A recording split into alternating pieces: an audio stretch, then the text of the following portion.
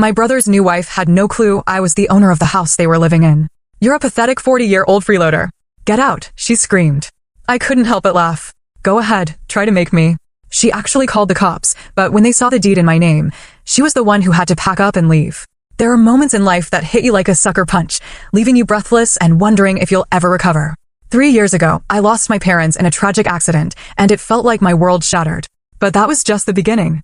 I never imagined their death would lead to a different kind of loss, the near-complete erasure of my family, all thanks to a woman who thought she could just waltz in and claim what wasn't hers. "You're a pathetic 40-year-old leech. Get out." That's what she screamed at me, standing in my house. I just burst out laughing. "Try to make me," I said. An unbreakable bond, then a sudden break. My name's Madison Reynolds, and at 33, I'd built a pretty solid career in real estate. But before all that, there was Ryan, my younger brother. We were inseparable, even with a 4-year age gap. Growing up, we moved constantly because of my dad's job, and those moves just made our bond stronger. We were each other's only constant. Those years taught me to be adaptable, to rely on myself, traits that really helped in my career. While Ryan pursued graphic design, I found my calling in real estate. I started small, bought a rundown apartment with my scholarship money, fixed it up on weekends, and flipped it for a modest profit. That first taste of success? It sparked something. By 25, I had a respectable portfolio of rental properties. Our parents, a literature teacher and an engineer, were incredibly proud. They'd always preached financial independence, so when I jumped straight into real estate after college, they were surprised, but totally supportive. Ryan, meanwhile, was doing great at a marketing firm. His design talent was really shining.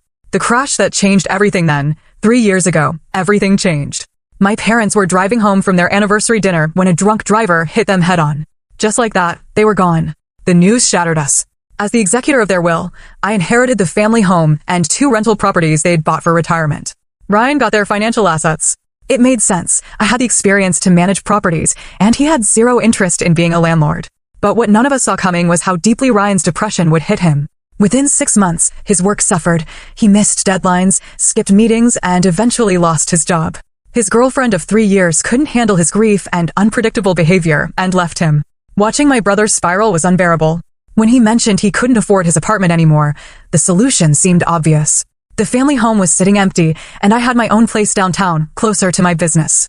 "Move into the house," I told him over coffee one rainy afternoon. "Take as long as you need to get back on your feet. No rent, no timeline." His eyes, which had been perpetually downcast for months, finally met mine with a flicker of relief. "You sure?" he asked. "Absolutely," I assured him. "Mom and Dad would have wanted it this way." My loft apartment was perfect for my lifestyle, all exposed brick and industrial windows. The family home, on the other hand, was this charming colonial in a quiet suburban neighborhood, a place where we'd spent countless summers. A new chapter, a dangerous new woman for about a year and a half. The arrangement worked beautifully. Ryan slowly began to heal. He started freelancing, took up jogging, and even joined me for our traditional Sunday dinners, a ritual we kept to honor our parents. Then Allison entered the picture.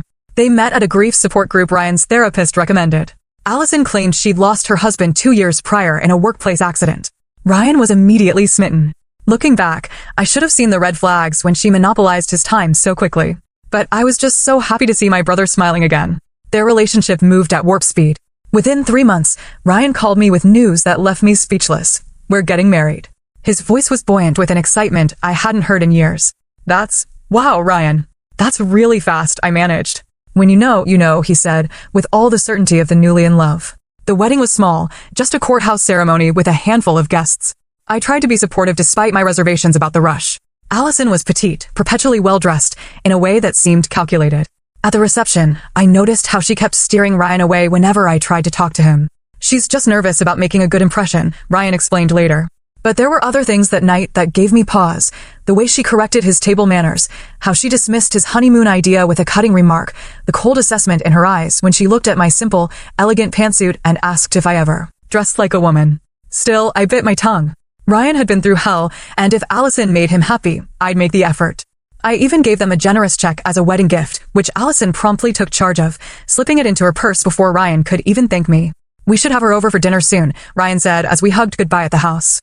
It was only later that night I realized he'd said the house, not your house. A subtle shift that would prove incredibly significant. The house becomes a battleground 2 weeks after the wedding. I drove to the family home for our Sunday dinner. Ryan had texted that morning saying Allison was excited to host. I brought wine and a potted orchid. The moment I walked through the front door, I felt disoriented. The entryway, once adorned with our mother's antique console table and mirror, now featured a glossy white table I didn't recognize. The warm beige walls were stark white, and all our family photos were gone. "We've been redecorating," Ryan explained, seeing my expression. "Allison has an amazing eye for design." Allison emerged from the kitchen, wearing an apron that looked more decorative than functional. "Madison, right on time." Her smile didn't reach her eyes. "Ryan, take her coat, honey." As Ryan hung up my jacket, I noticed more changes in the living room. The comfortable sectional where we'd gathered for movie nights was replaced by a sleek leather couch. My mother's cherished art books were nowhere to be seen. "The place looks different," I said carefully. "It was so outdated," Allison replied. "All those heavy antiques and dark colors. We've been bringing it into this century." I bit back a response about how many of those outdated pieces were family heirlooms. Instead, I asked, "Did you store Mom's console table?" "It was a family piece." Ryan and Allison exchanged a quick glance. "We donated some things to make room for our new life together," Allison said breezily. "You can't build a future surrounded by the past, right?" Throughout dinner, I noticed subtle changes in Ryan. He seemed anxious, checking Allison's expression before speaking. When I mentioned a family anecdote, he abruptly changed the subject when Allison's smile tightened. "So, Madison," Allison said as she served dessert, "don't you find it lonely living all by yourself in that apartment?" "No husband, no kids. I'm quite happy with my life," I replied evenly. "My business keeps me busy, and I have great friends." "But you're what, 33 now? Your biological clock must be ticking pretty loudly." She laughed as if she'd made a harmless joke. Ryan looked uncomfortable but said nothing. "I've never defined my success by marriage or children," I said, "but I appreciate your concern." Later, as we cleared the dishes, Allison mentioned their plans to renovate the kitchen. "We're thinking granite countertops and new appliances," she explained. "The mortgage is paid off, so we can afford to invest in improvements." I nearly dropped the plate I was holding. "Mortgage?" Ryan told me his parents left him the house free and clear. Allison continued, not noticing my confusion. "Such a blessing to start our marriage without housing costs." I glanced at Ryan, who was suddenly very interested in loading the dishwasher. He hadn't corrected her misunderstanding about ownership. After Allison excused herself to make coffee, I pulled Ryan aside. "She thinks you own the house," I whispered. Ryan looked miserable. "Please don't say anything, Maddie. When we first met, she assumed I owned the place and I didn't correct her." "Why would you lie about that?" He ran a hand through his hair, a nervous habit from childhood. "You don't understand. Allison values security and success. When we met, I was just getting back on my feet.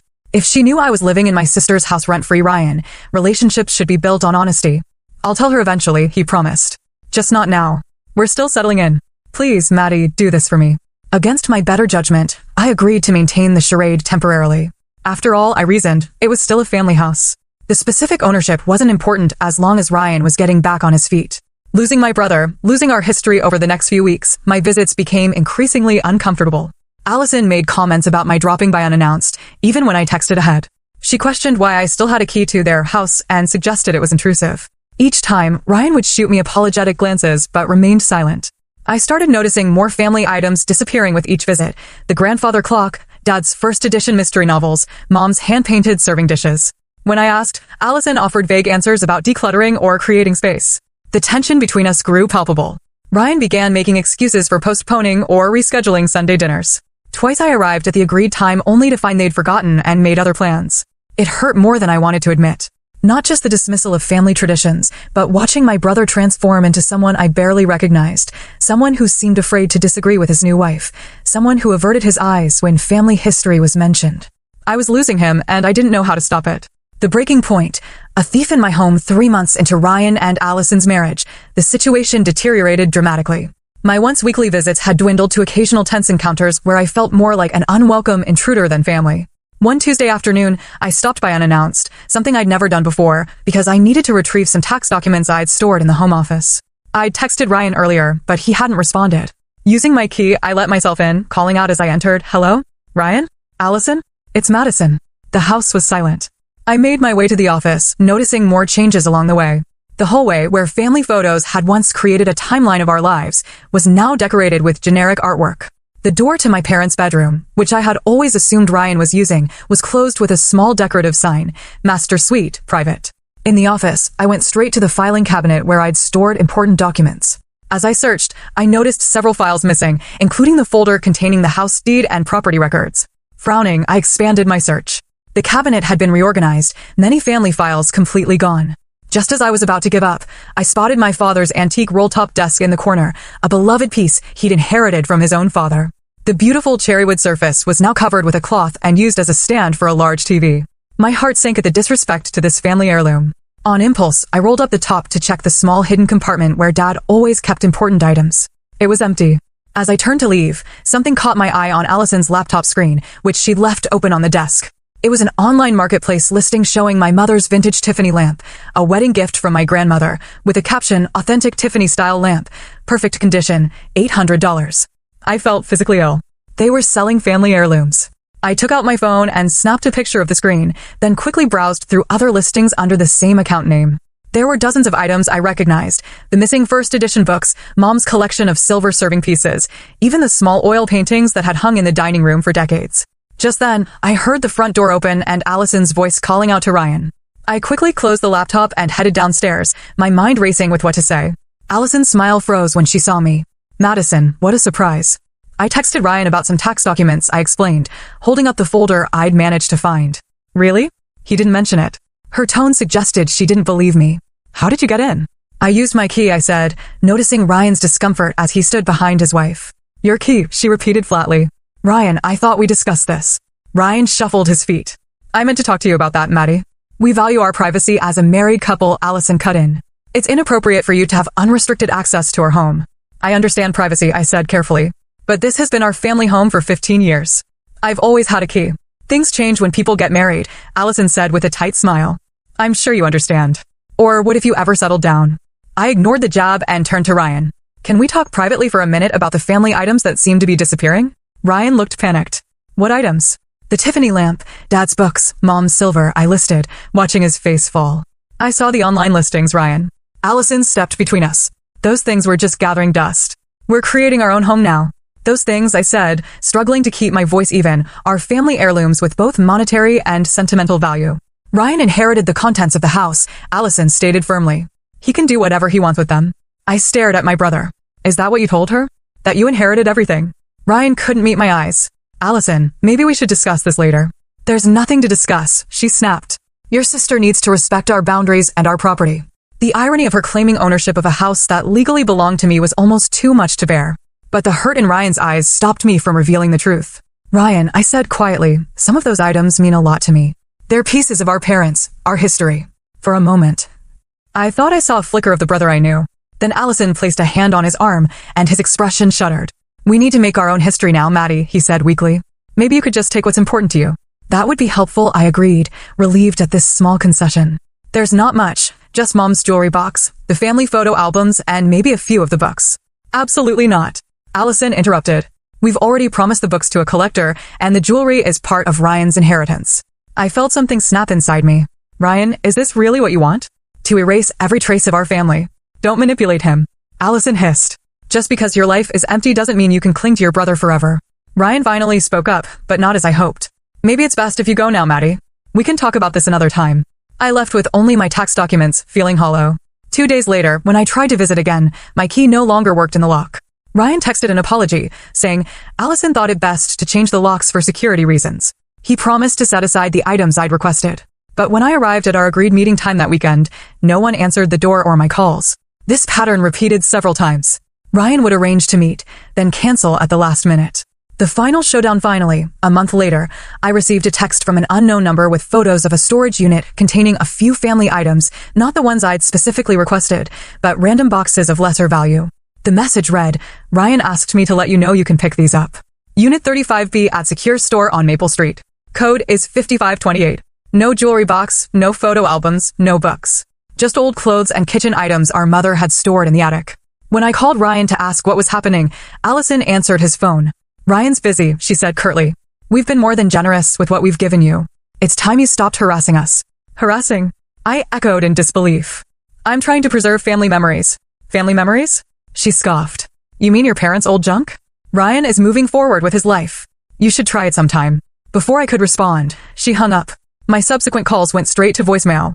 Ryan eventually texted that he was taking a break from the drama and would reach out when things calmed down. I felt like I was losing not just the physical connections to my parents, but my brother as well. For weeks, I debated what to do. Should I assert my legal ownership of the house and risk destroying my relationship with Ryan completely, or continue to watch as Allison systematically erased our family history and isolated my brother? The decision was made for me when I discovered through social media that they were hosting a housewarming party at my house, and I hadn't even been invited. I debated whether to show up unannounced, but decided against it. Creating a scene in front of their friends wouldn't help. Instead, I waited until the following Sunday, our traditional family dinner day, and drove to the house with a small peace offering, a homemade apple pie, using our mother's recipe. When I rang the doorbell, I could hear music playing inside.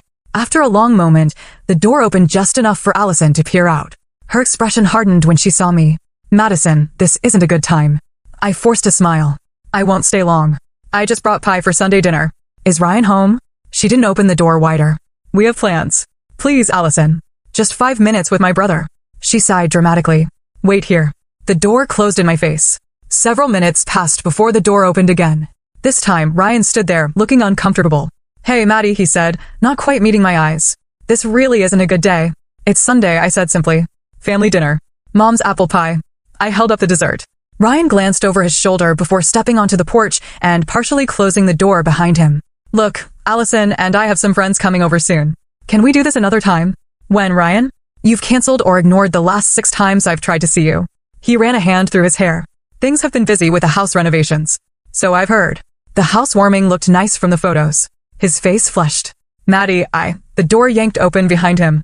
Allison stood there, arms crossed. "This is exactly the kind of intrusion I'm talking about, Ryan," she said sharply. "Unannounced visits, guilt trips about family traditions." "I texted yesterday," I pointed out calmly. "And Ryan told you we were busy," she snapped. "Yet here you are anyway, forcing your way into our lives." "I'm not forcing anything. I'm trying to maintain a relationship with my only brother." Allison rolled her eyes. "Always the victim. Ryan has a new family now. Me. He doesn't need you hovering around like some sad, lonely spinster." Ryan winced. "Allison, please." "No, Ryan. It's time someone said it." She turned back to me, her voice rising. "You're a pathetic, 40-year-old leech. Get out and stay out of our house." Something inside me snapped. After months of watching her dismantle my family memories, isolate my brother, and now stand in the doorway of my house telling me to leave, I burst out laughing. The sound clearly startled both of them. Allison's face reddened with anger. "You think this is funny? I'll call the police." "Have you removed for trespassing?" I wiped tears of laughter from my eyes. "Oh, please do. Try to make me leave. Call the police." I'd love to see their faces. Ryan looked panicked. "Madison, please. Let's not escalate this." "No, Ryan," I said, suddenly calm. "I've respected your wishes for months. I've watched as family heirlooms disappeared. I've tolerated being locked out of my own property. But I'm done." Allison's eyes narrowed. "Your property? This is our house. Ryan inherited it from your parents." I reached into my purse and pulled out a folder. "Actually, no. Ryan inherited their financial assets. I inherited the house and I have the deed to prove it." The color drained from Allison's face. "You're lying." "The deed is registered in my name," I continued, opening the folder to show them. "I've been letting Ryan live here rent-free to help him get back on his feet after our parents died. Ryan looked like he might be sick." "Maddie, I can explain." Allison snatched the papers from my hand and scanned them, her expression shifting from disbelief to fury. She rounded on Ryan. "You lied to me. You said you own this house." Ryan stammered. I was going to tell you, but all this time we've been living in her house." Allison's voice rose to a shriek, making improvements to her property while she had a key and could walk in any time. She stormed back into the house, grabbing her phone. "I'm calling the police. This has to be fraud or something." "Go ahead," I said calmly, following her inside. "Call them. I have all the documentation right here." Ryan stood frozen between us as Allison frantically dialed 911, her hands shaking with rage. "I need to report a fraud," she told the dispatcher. "My husband's sister is trying to claim our house belongs to her. She's threatening us and refusing to leave our property." The truth unveiled, I waited patiently, setting my folder of documents on the coffee table, a new glass piece that didn't match anything our parents would have chosen. 20 minutes later, 2 police officers arrived. Officer Jenkins, a middle-aged man with a calm demeanor, and Officer Ramirez, younger and seemingly wary of the tension filling the room. "So, what seems to be the problem here?" Officer Jenkins asked after introductions. Allison jumped in immediately. "This woman is harassing us and making false claims about her home. She needs to be removed and told not to come back." "The house belongs to me," I explained calmly. "I inherited it from our parents 3 years ago. My brother has been living here rent-free with my permission. I have all the documentation." I handed over the deed, property tax receipts in my name, and the relevant portions of our parents' will. Officer Ramirez examined them carefully while Officer Jenkins took notes. "These appear to be in order," Officer Ramirez said finally. "The property is legally registered to Madison Reynolds." Allison's face contorted with disbelief. "That's impossible. Ryan told me he owned this house." All eyes turned to my brother, who seemed to shrink under the collective gaze. Ryan? Officer Jenkins prompted. Did you misrepresent ownership of this property to your wife? Ryan's voice was barely audible. I didn't correct her assumption. So, you've been living here with your sister's permission? Officer Jenkins clarified. Ryan nodded miserably. Allison exploded. You pathetic loser. You let me believe we had assets, security. I've been planning renovations, telling everyone this was our family home. Ma'am, please lower your voice, Officer Ramirez said firmly. I will not lower my voice. I've been lied to. Deceived. Allison grabbed a decorative vase from the side table and hurled it against the wall where it shattered. Ma'am. Officer Jenkins stepped forward. Control yourself or we'll have to take action. Take action against me. I'm the victim here. She turned to Ryan, jabbing a finger into his chest. You spineless worm, living off your sister's charity while pretending to be a successful property owner. Ryan backed away, looking broken. Allison, please, I can explain everything. Explain? Explain? She grabbed another object, a framed photo of their wedding, and threw it to the floor, glass shattering across the hardwood. That's enough, Officer Jenkins said firmly. Ma'am, you need to calm down or you'll be leaving in our car. Leaving? This is my home. Allison screamed, reaching for another breakable object. Officer Ramirez caught her wrist before she could throw it. Ma'am, legally, this is not your home, and you're destroying property that doesn't belong to you. Actually, I interjected, the decorative items are theirs. I'm only asserting ownership of the house itself and specific family heirlooms. Officer Jenkins nodded. Nevertheless, Miss Reynolds has the right to ask anyone to leave her property. And given the current situation, I strongly suggest you take some time to cool off, ma'am. Allison jerked her arm free from Officer Ramirez's grip. This is insane. You can't make me leave my own house. Actually, we can, Officer Jenkins said firmly.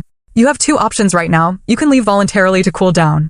Or, if you continue this behavior, we can arrest you for destruction of property and disorderly conduct. The reality of the situation finally seemed to penetrate Allison's rage. She looked at Ryan, who stood helplessly by the staircase, then at me, and finally at the officers. Fine, she spat. I'll go. But this isn't over.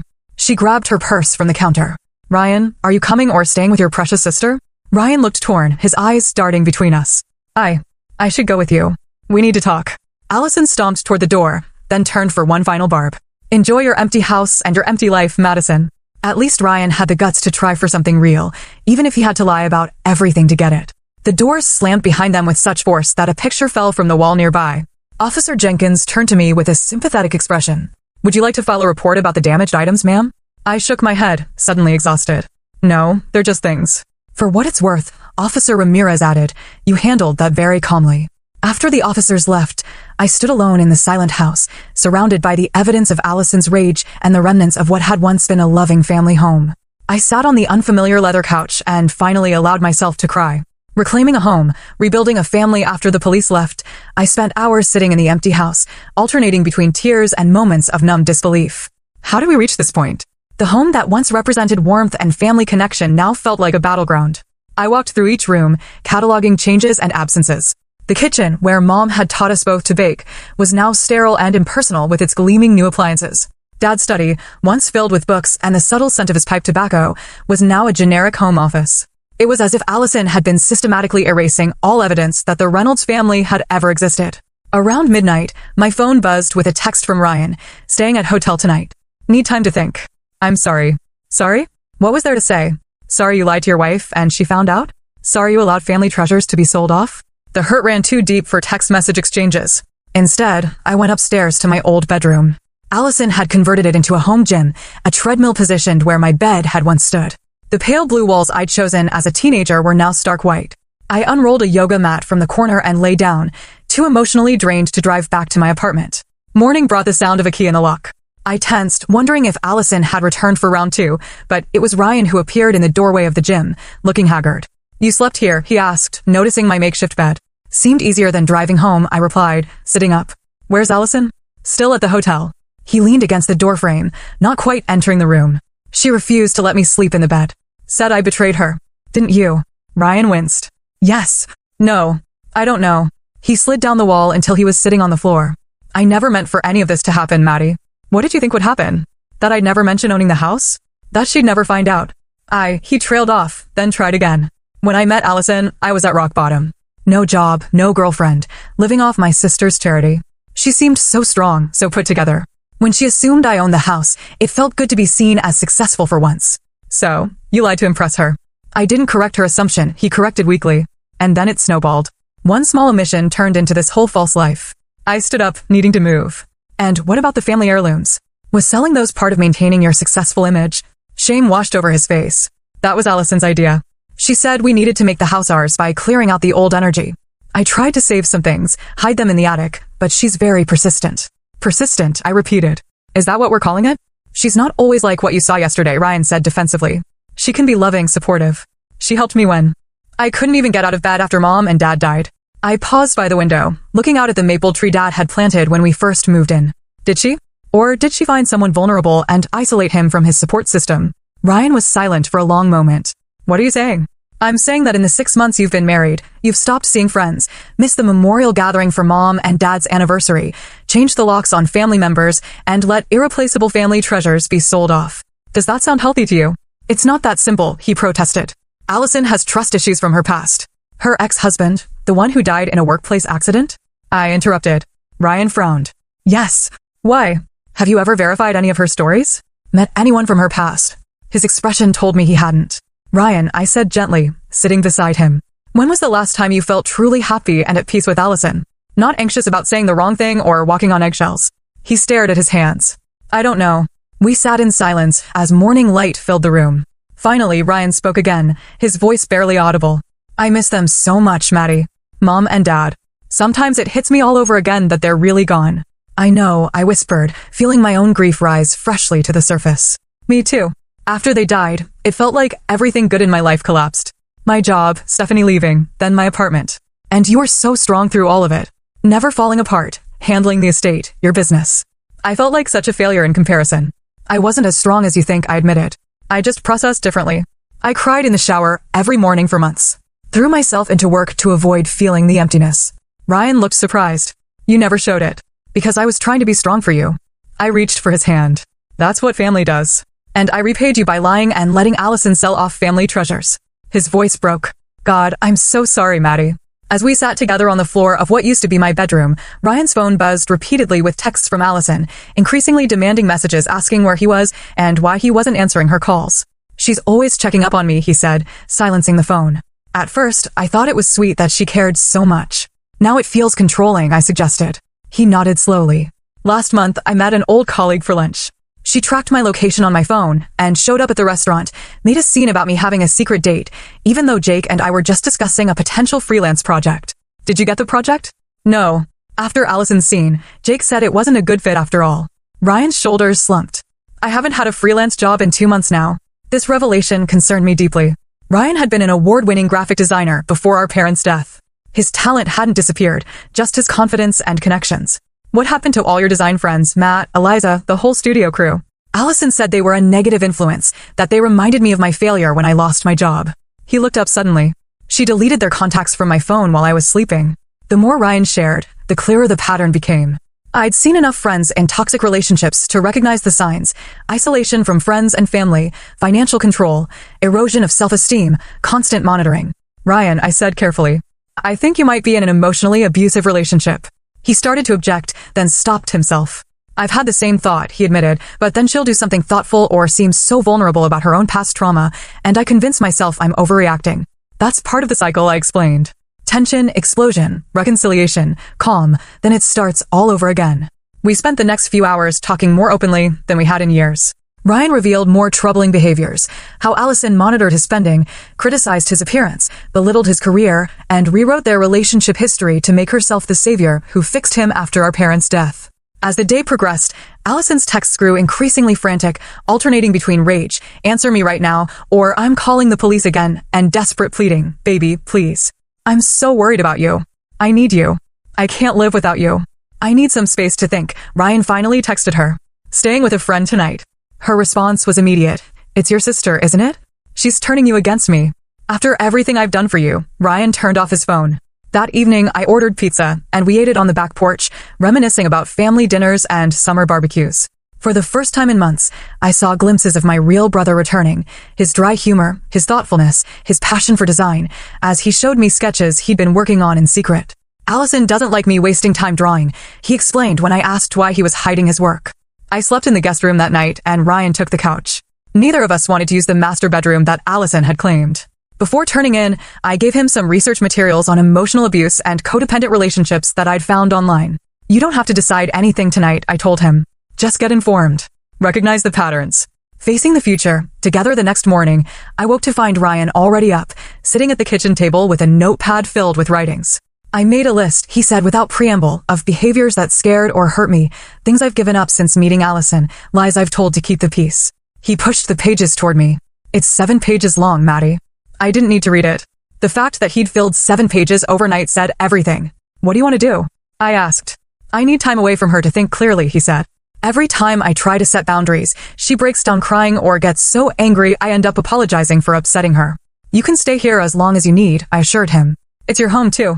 Ryan looked around the kitchen at the unfamiliar decor Allison had chosen. The absence of family photos, the sterile perfection that erased our history. No, he said quietly. This isn't home anymore. She's erased everything that made it special. The sadness in his voice broke my heart, but his awareness gave me hope. My brother was finally seeing the truth. The confrontation we'd been dreading arrived the next afternoon in the form of a pounding on the front door, so forceful it rattled the hinges. Ryan, I know you're in there with her. Open this door right now. Ryan and I exchanged glances from where we'd been sorting through a box of family photos we'd found stashed in the attic. I should talk to her, he said, though his face had gone pale. We'll both talk to her, I replied firmly. Allison's expression cycled rapidly from rage to calculated sweetness when Ryan opened the door with me standing beside him. Baby, she cooed, ignoring me completely. I've been so worried. Why haven't you answered my calls? She reached for him, but he stepped back. I needed space to think, Allison, he said, his voice steadier than I expected. She shot me a venomous look. I bet your sister has been filling your head with lies about me. Actually, Ryan countered, Madison has barely shared her opinions. I've been doing my own thinking. Allison tried to push past him into the house. Well, you can think at home. Let's go. Ryan didn't move. I'm staying here for now. Her sweet facade cracked. In your sister's house? Like a child running home to mommy? How pathetic. It's not pathetic to need family support, he replied. Family support? She scoffed. More like family control. She's always been jealous of our relationship, trying to keep you dependent on her. I remained silent, recognizing this as a critical moment for Ryan to establish his own boundaries. That's not true, Ryan said. Madison has been nothing but supportive. She let me live here rent-free, never pressured me about finding work, and kept quiet when I lied about owning the house. Because she wants to control you. Allison insisted. If you were independent, she'd have no one to feel superior to. Ryan shook his head. You know what's interesting? Before I met you, I was starting to get back on my feet freelancing again, reconnecting with friends. It's only since we got together that I've become isolated and dependent. Allison's strategy shifted instantly. Her eyes welled with tears, and her voice became fragile. How can you say that? After everything I've done for you? I saved you when you were at your lowest. No one else wanted you then. I bit my tongue, fighting the urge to contradict her manipulation. That's not true either, Ryan said gently. I had friends and family who cared. You just convinced me they didn't. Allison's tears vanished as quickly as they'd appeared. She pulled a folder from her oversized purse. Fine. If that's how you want to play this, I've consulted a lawyer. As your wife, I have rights to this property regardless of whose name is on the deed. She thrust a document toward us. This is a formal claim of marital property rights. Since we've been living here and making improvements as a married couple, I'm entitled to at least half ownership. I took the paper, scanning it quickly. This isn't a legal document, Allison. It's just something you typed up. My lawyer said, you haven't spoken to a lawyer, I interrupted calmly. No real attorney would prepare this. It's full of misapplied legal terms and has no proper formatting or case citations. Her face reddened. You don't know everything, Madison. Just because you think you're so smart with your real estate business. Actually, I do know about property law. It's part of my job, and I've already consulted my attorney about this situation. This wasn't entirely true. I'd made an appointment, but hadn't met with Catherine yet. But the bluff worked. Allison faltered momentarily. Ryan, she tried again, her voice softening. Please, baby, come home. We can work this out. I love you. Ryan looked torn, and for a moment, I feared he might relent. Then he straightened his shoulders. I need time, Allison. I'm not saying our marriage is over, but I need space to think clearly, and I need you to respect that. Respect? She spat, like you respected me by lying about owning this house, making me look like a fool? You're right, Ryan acknowledged. I was wrong to lie. That's on me. But your reaction throwing things, screaming at me in front of the police? That's not healthy either. So, this is all my fault? Her voice rose dangerously. No one's saying that, I interjected. But right now, you both need space to cool down and think. Allison rounded on me. Stay out of this. This is between me and my husband. Madison stays, Ryan said firmly. This is her house, and she's my sister. Something in his tone must have finally penetrated. Allison stepped back, reassessing the situation. Her gaze turned calculating. Fine, take your time, but remember, I've made sacrifices for you, too, Ryan. I've put my whole life on hold for our relationship. She turned toward her car, then paused to deliver a parting shot. By the way, I invited my parents to stay with us next month. They've already bought non-refundable tickets. After she drove away, Ryan let out a long breath. Her parents aren't coming. She doesn't even speak to them. She's told me 3 different stories about why they're estranged. The manipulation never stops, does it? I observed. No, Ryan said sadly. It doesn't. New beginnings, healing and reclaiming. The next day, I met with my attorney, Catherine Mendez, a sharp-minded lawyer who had handled my real estate contracts for years. After explaining the situation, she outlined our options. Since you're the legal owner, you have every right to determine who lives in the property, she explained. The fact that you allowed your brother to stay there rent-free doesn't give his wife any claim to ownership, especially in such a short-term marriage. What about the improvements they've made? I asked. Unless they can document substantial, permanent improvements that significantly increase the property value, it's a non-issue. Painting walls and buying furniture doesn't constitute a legal claim. She prepared a formal letter clarifying the ownership situation and gently but firmly requesting that Allison remove her personal belongings from the property within 2 weeks. I'll also prepare a formal eviction notice as a backup, Catherine advised. Hopefully it won't be necessary, but it's good to have it ready. Meanwhile, Ryan had been doing his own research. He contacted 3 old friends from his design agency days, hesitantly reaching out after months of silence. Their responses were immediate and supportive, confirming what I'd told him. His support network had never abandoned him. Matt invited me to lunch tomorrow, he told me, sounding both nervous and excited. Said their firm is swamped with projects and could use freelance help. That's great, Ryan, I said sincerely. You're incredibly talented. They'd be lucky to have you. His smile faded. What if Allison shows up again, makes a scene? Then Matt will see exactly why you've been out of touch, I pointed out. Real friends understand when someone's in a difficult situation. 2 days later, Ryan returned from his lunch meeting with actual work assignments and a provisional offer to rejoin the agency part-time while he got back on his feet. It felt so normal, he marveled, like the past 2 years of fog were lifting. That evening, we hosted an impromptu dinner with 4 of Ryan's closest friends. The house felt alive again with conversation and laughter. As I watched my brother engaging passionately in discussions about design trends and industry gossip, I saw sparks of his old self returning. After his friends left, Ryan made a decision. I'm going to ask Allison for a separation, he said. I need time to figure out who I am without her influence. The next morning, we worked together to draft a compassionate but firm email, as Catherine had advised against an in-person conversation given Allison's volatility. Ryan explained his need for space, offered to arrange for her to collect her belongings, and suggested they both seek individual counseling before making permanent decisions about their marriage.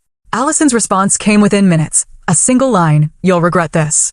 Catherine helped us file a temporary restraining order after that ominous message, citing the previous property destruction and threatening behavior. The court granted a limited order prohibiting Allison from entering the property without advance arrangement. 3 days later, we discovered why. A neighbor called to tell us they'd seen someone matching Allison's description trying to enter through the back door. We rushed over to find a broken window and several rooms in disarray. Most disturbing was the master bedroom, where Allison had spray-painted "Liar" across the wall and slashed the mattress. The few remaining family photos had been defaced, with my face scratched out in each one. We need to call the police, I said, pulling out my phone. Ryan looked devastated. I never thought she'd go this far. The security cameras I'd installed after the initial confrontation had captured everything. Officer Ramirez returned with a new partner to take our statement and review the footage. This is a clear violation of the restraining order, Officer Ramirez confirmed. We'll put out an APB for her vehicle. They found Allison at a bar 3 miles away, still with spray paint residue on her hands. She was arrested for breaking and entering, vandalism, and violation of a court order. While Ryan struggled with guilt over her arrest, a more complete picture of Allison emerged during the legal proceedings. The widow's story was entirely fabricated. She had 2 previous marriages, both ending in restraining orders against her. Her supposed deceased husband was very much alive and living in Arizona with a restraining order of his own. I should have seen the signs, Ryan berated himself after learning these details. Manipulators are experts at what they do, I reminded him, and you were vulnerable after losing mom and dad. As Allison faced legal consequences, Ryan began the process of filing for divorce. Supported by friends and a good therapist, the facade she had constructed crumbled completely when police discovered many of our family heirlooms in a storage unit rented in her name, items she had claimed were donated or sold, but had actually been hoarding for herself. The recovery of these treasures, Dad's books, Mom's jewelry box, the photo albums, brought a measure of healing to both of us. Each reclaimed item felt like reclaiming a piece of our family history. The road ahead would be long, with legal proceedings and emotional recovery still to navigate. But for the first time in years, it felt like we were moving in the right direction. A house reclaimed, a family restored. 6 months passed, bringing changes neither Ryan nor I could have anticipated. The family home, once a battleground of tension and deception, gradually transformed back into a place of comfort and healing. After the chaos of Allison's arrest and the subsequent legal proceedings, Ryan and I made a decision to temporarily live in the house together. What began as a practical arrangement, Ryan needed a safe place to stay, and I wanted to restore the home, evolved into a meaningful period of reconnection. We repainted each room together, choosing colors that honored our parents' tastes while bringing in fresh energy. The formal living room, which Mom had always kept in various shades of blue, we painted a serene seafoam that caught the morning light beautifully. Dad's study returned to the warm cedar tone he had loved, though we modernized it with crisp white trim. Remember how Dad used to measure our heights on this doorframe? Ryan asked one afternoon as we sanded down woodwork in the kitchen. I ran my fingers over the faint mark still visible in the wood. Every birthday, without fail. He was so excited when you finally outgrew him. I was 16. Ryan laughed. He acted like I'd won an Olympic medal. These shared memories, once painful to recall, now brought a bittersweet comfort. We were rediscovering our history, not just through stories, but through the physical space we were reclaiming. Ryan's therapy was showing results. The anxious, diminished man who had walked on eggshells around Allison was gradually replaced by someone more resembling my confident, creative brother. He had secured a part-time position at his old design firm, with the understanding that he would transition to full-time when he felt ready. The creative director actually thanked me for coming back. He told me one evening over dinner. Said clients had been asking specifically for my work. Of course they were, I replied. Your talent didn't go anywhere, Ryan.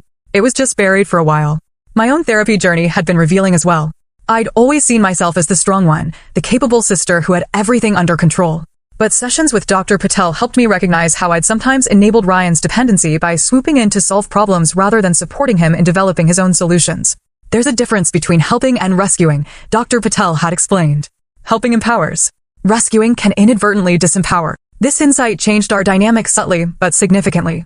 I found myself consulting Ryan on decisions about the house rather than simply informing him. He, in turn, began taking more initiative, whether it was handling contractor negotiations for the bathroom renovation or researching investment options for his growing savings. The legal aftermath of Allison's actions proved less traumatic than we'd feared. Her previous pattern of behavior worked against her in court, and she eventually accepted a plea deal that included mandatory therapy, community service, and continued legal distance from both Ryan and me. Do you ever wonder if she's getting help?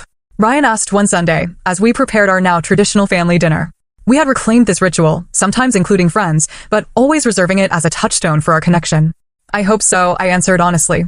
Not for our sake, but for hers and for whoever comes next in her life. Ryan nodded thoughtfully as he chopped vegetables for the salad.